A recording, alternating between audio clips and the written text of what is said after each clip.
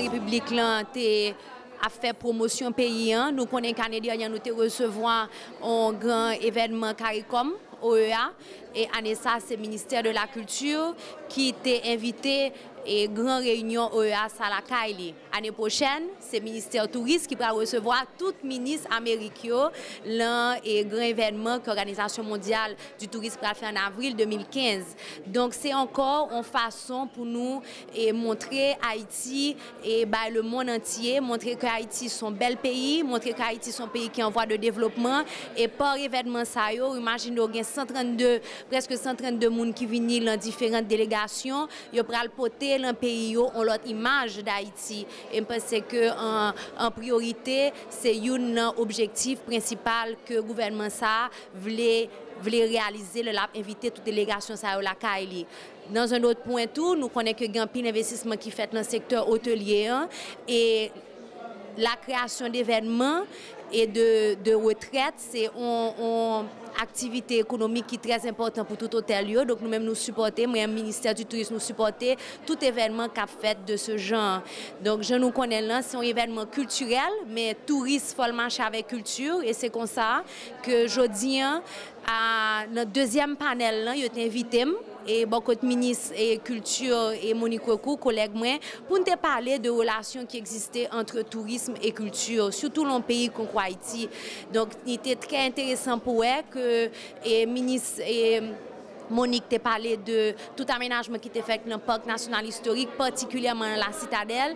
Et moi, j'ai parlé de tout aménagement infrastructure que nous avons fait au niveau de Choiseul et tout accompagnement financier que le ministère du Tourisme a bail ISPAN pour commencer la restauration citadelle. Donc ça montre que effectivement, si nous voulons faire promotion pays, il faut que nous passions, que nous restaurions patrimoine bâti nous, patrimoine culturel nous.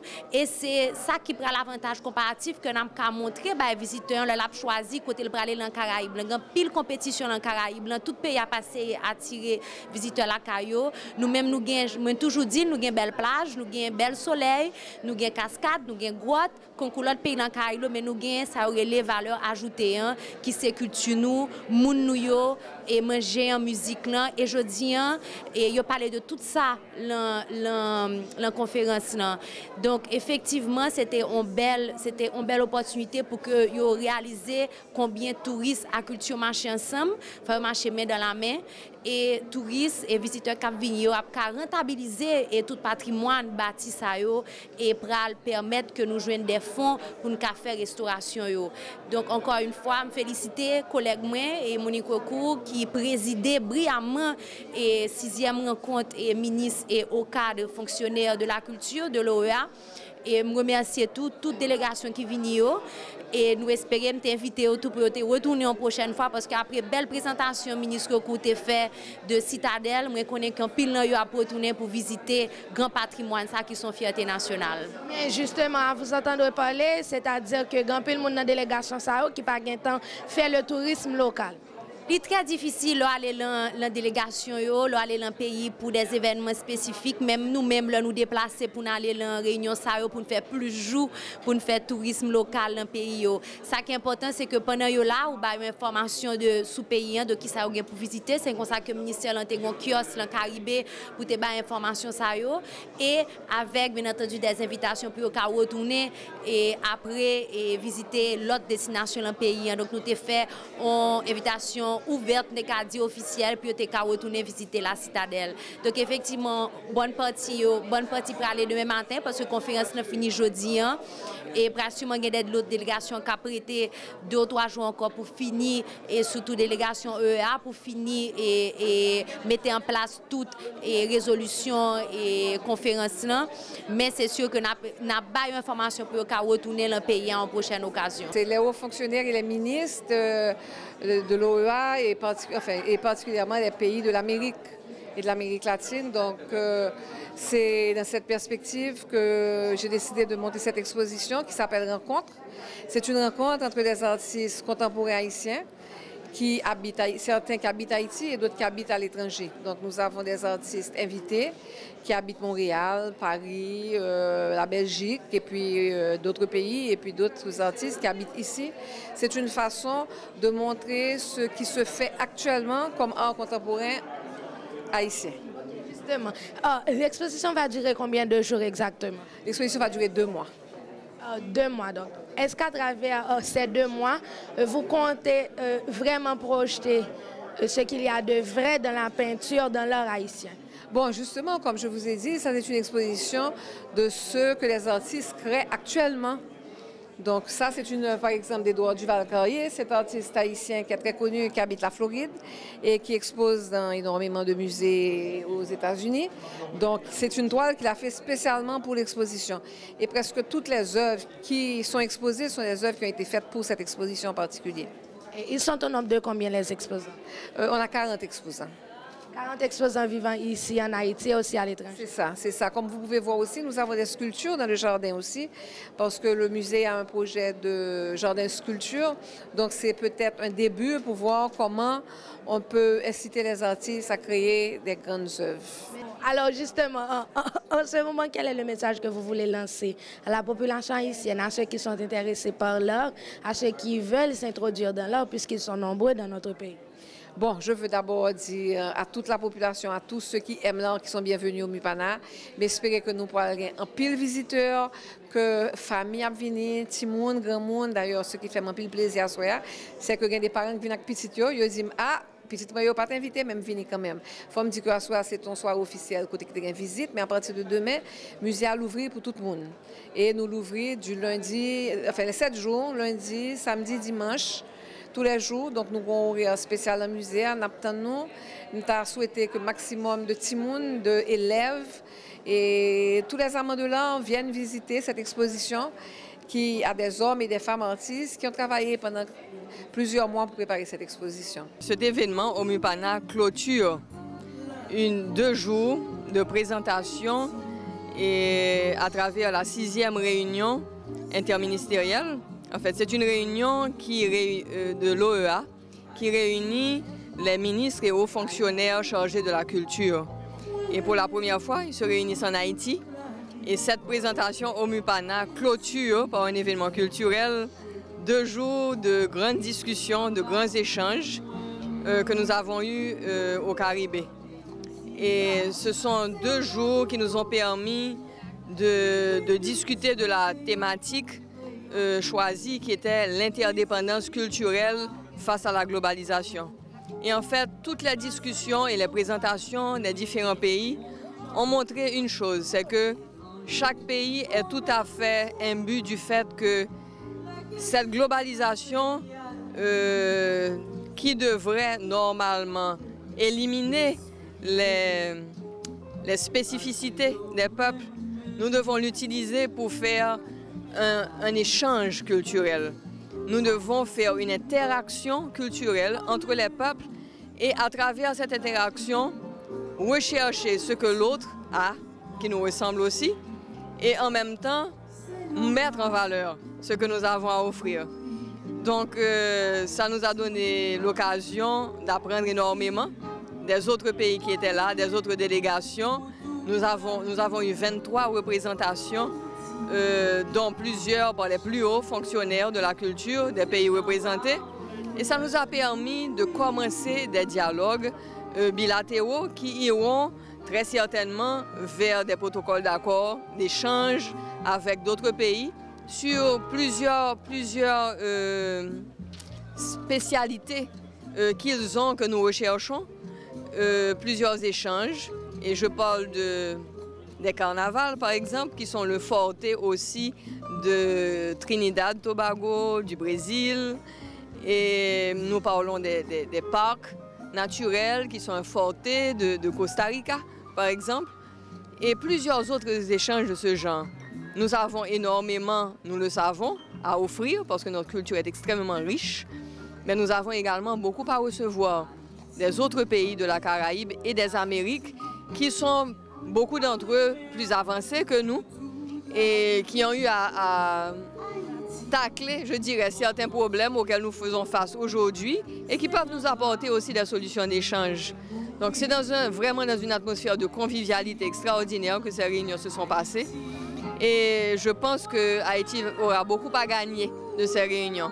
Parce que beaucoup des ministres qui étaient là ne sont pas seulement des ministres de la culture, il y avait des ministres qui avaient également le portefeuille de jeunesse et sport.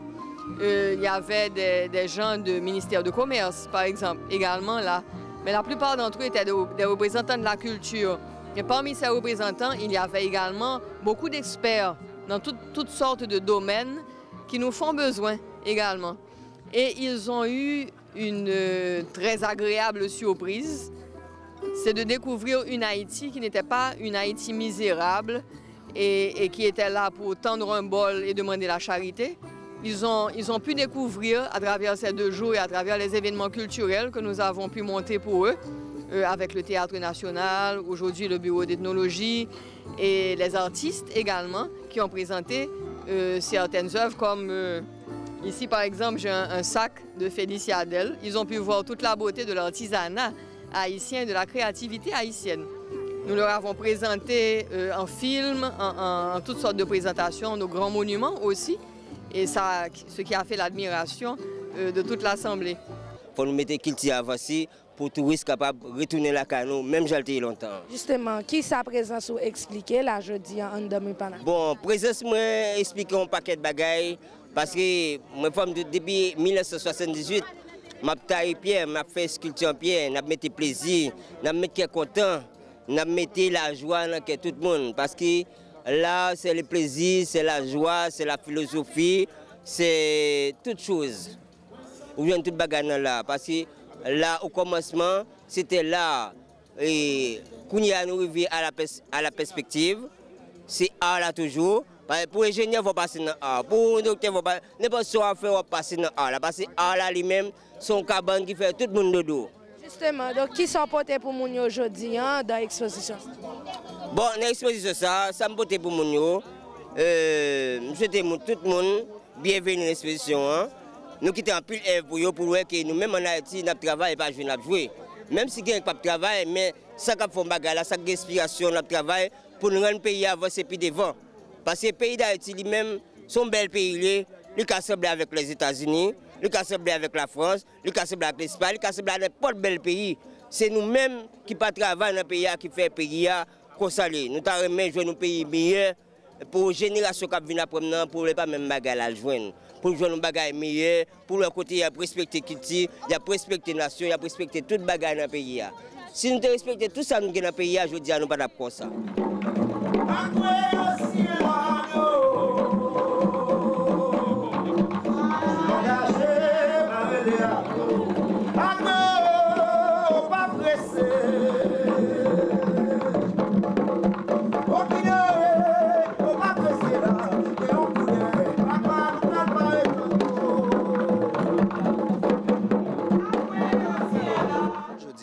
Nous sommes chantés dans mes panas, accompagnés de chorégraphie. Et on performance qui est le chemin d'Imamou. Le chemin d'Imamou qui c'est en lecture de la traversée de la traite des Gruyères. Demain, si Dieu veut, après 223 ans, l'année depuis la cérémonie Bois Caïman, ça qui aurait les révoltes côté pensée universelle sur Haïti a été faite. L'idée sous l'indépendance a été créée.